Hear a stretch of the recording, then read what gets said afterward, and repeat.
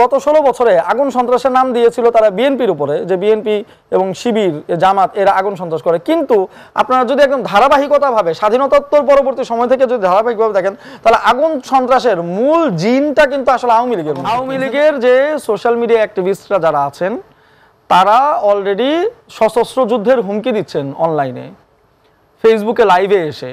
এই আগুনের ঘটনাটাকে আমরা দুইটা ভাগে ভাগ করতে পারি। একটা হচ্ছে যে সরকারের কাউন্টার পার্টটা দেখেন, শাহজালাল আন্তর্জাতিক বিমানবন্দরটা হচ্ছে আমাদের বাংলাদেশের প্রধান বিমানবন্দর। তার মানে হচ্ছে যে এই বিমানবন্দরের মধ্য দিয়ে আমরা মূলত বাইরের দুনিয়ার সাথে সবচাইতে ভাইটাল মানে যোগাযোগ, গুরুত্বপূর্ণ যোগাযোগটা আমরা এদিক থেকে স্থাপিত হয়। তো এই বিমানবন্দরের নিরাপত্তাটা কেমন হওয়া উচিত, কোন লেভেলে হওয়া উচিত, সেই মেজারটা কি আসলে সরকারের ছিল? যদি এই অগ্নি নির্বাপন কিংবা কোনো দুর্যোগ ব্যবস্থাপনার এই ধরনের কোনো ব্যবস্থা একটি দেশের প্রধানতম এয়ারপোর্টে থাকবে না, এটা গ্লোবালি কি মেসেজটা যায়, এটা তো বুঝতে হবে। তো এক্ষেত্রে আমি মনে করি যে তাদের আসলে সক্ষমতা ডেভেলপমেন্টের ক্ষেত্রে, নিরাপত্তা বলয় তৈরি করার ক্ষেত্রে অবশ্যই এখানে চরম গাফিলতির তারা পরিচয় দিয়েছে, কারণ এখন তারা 1 বছরের অধিক সময় তারা কিন্তু অলরেডি পেয়েছে। আরেকটা বিষয় হচ্ছে যে এই ধরনের কাজগুলো করতে গেলে না, অথবা এই ক্যারেক্টারের যে সরকারগুলো তাদের মূল ভ্যানগার্ডটা থাকে হচ্ছে আসলে জনগণ।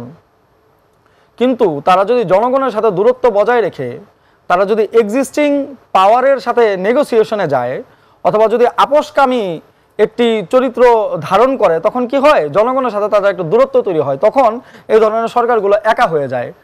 তখন ক্রাইসিসটা কি তৈরি হয় দেখেন, এই যে বিমান এর যে আমূল যে স্ট্রাকচারাল যে পরিবর্তন করার যে বিষয়টা, হ্যাঁ, এখানে কিন্তু সরকার ধাপে ধাপে প্রচণ্ড বাধার সম্মুখীন হয়েছে।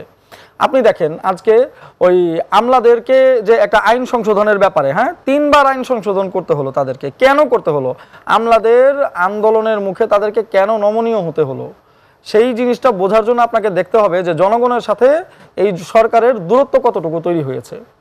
সো তারা যত গ্র্যাজুয়ালি তারা জনগণের সাথে প্রতারণামূলক আচরণ শুরু করেছে, তত বেশি তারা একা হয়েছে এবং তত বেশি তাদেরকে নেগোসিয়েশন করতে হয়েছে, নমনীয় হতে হয়েছে। কিন্তু আগুনের ঘটনার সাথে জনগণের দূরত্ব সরকারের সাথে, এইটাই হচ্ছে কথা, যে যদি জনগণের সাথে তার দূরত্বটা কম থাকতো, তাহলে তিনি এই অবকাঠামোগত বিষয়গুলো, রিফর্মের যে বিষয়গুলো, সেফটি নেট তৈরি করার যে বিষয়গুলো, এগুলোতে সে শক্ত হাতে রোল প্লে করতে পারতেন, শক্ত হাতে ভূমিকা নিতে পারতেন। কিন্তু যখনই তাদের সাথে জনগণের সাথে তার দূরত্ব শুরু হয়েছে, সেক্ষেত্রে শুধুমাত্র বিমান কেন, সেটি পারলো না কেন? মানে সরকারের প্রধান ডক্টর মোহাম্মদ ইউনূস, এটা তো সরকারের আপনাদেরই সবচেয়ে পছন্দের, আমরা যদি বলি মানে সবারই পছন্দের মানুষ, তারপরেও তিনি স্পেসিফিক ভাবে আপনাদের কথা বলেছেন বিশেষভাবে যখন তিনি দায়িত্ব গ্রহণ করেন।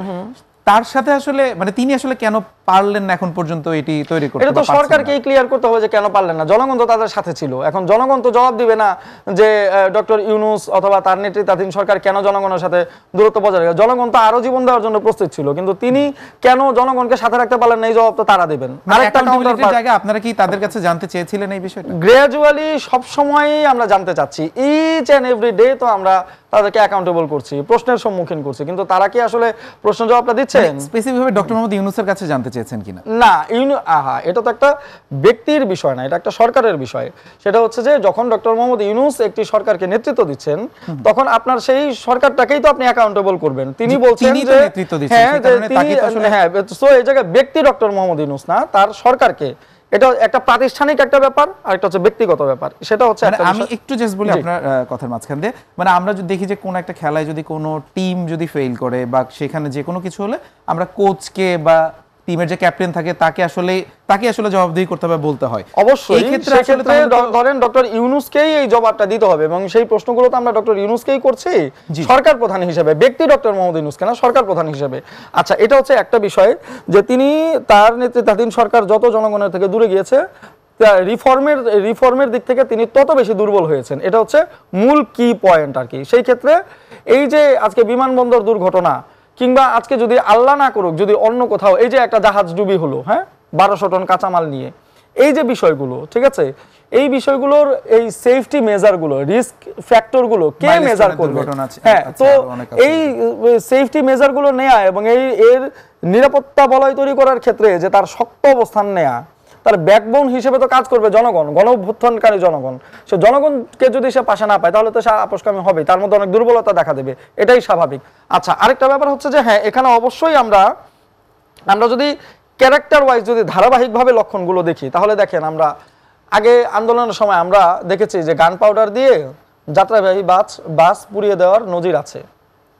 ঠিক সেই রকম এই গণ অভ্যুত্থানের সময় আশুলিয়াতে একদম লাশ পোড়ানোর এবং লাশ পুড়িয়ে প্রমাণ নষ্টর চেষ্টার একটা নজির কিন্তু আমরা দেখেছি। ঠিক সেই রকম এই যে আগুনের সাথে যে দুর্নীতি এবং প্রমাণ নষ্টের যে বিষয়গুলো, দুর্নীতির যে প্রমাণ নষ্টের যে একটি অভিপ্রায়, যে একটা ইচ্ছা, একটা টেন্ডেন্সি, হ্যাঁ, এটা আমরা কাদের মধ্যে দেখতে পাই? এটা আমরা আওয়ামী লীগের মধ্যে দেখতে পাই। আপনারা কি এরকম একটা আশঙ্কা করছেন যে এই ঘটনাগুলোর পেছনে এরকম কিছু থাকতে পারে? অবশ্যই থাকতে পারে, কারণ হচ্ছে যে দেখেন তাদের যে সোশ্যাল মিডিয়া অ্যাক্টিভিস্টরা আছে তারা সরাসরি সশস্ত্র যুদ্ধের হুমকি দিচ্ছে।